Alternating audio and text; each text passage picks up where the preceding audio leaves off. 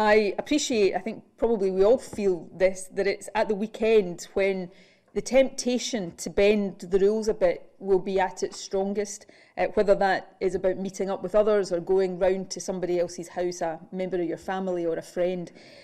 I also know that for football fans, and this weekend in particular, perhaps for Celtic and Rangers fans, that temptation might be even greater. Tomorrow, of course, sees the first of these Glasgow derbies to be played without fans in the stadium.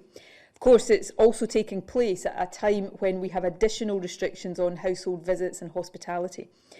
So with that in mind, I want to underline a few key points ahead of the match, and I should say that both clubs and the SPFL are also emphasising these points to supporters, and I'm very grateful to them for that. The first thing to say is that you mustn't go round to somebody else's house to watch the match. None of us, not just football supporters, but none of us should be going into each other's homes at the moment unless it is for an essential purpose, such as childcare or looking after a vulnerable person. And I'm afraid, and I know that this statement is possibly a controversial one in Scotland, I readily acknowledge that.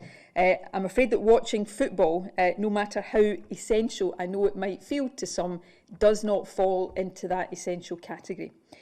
In addition, people should not be gathering outside or around the stadium. There will be nothing to see there, so there is no point at all in turning up.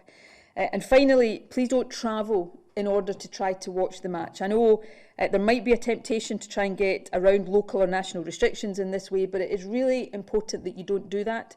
In general, right now, people in the Central Belt should be avoiding travel to other parts of Scotland, and all of us should be avoiding travelling to areas in England that have high infection levels. So please don't travel to other parts of Scotland or across the border just in an attempt to watch the match in a pub.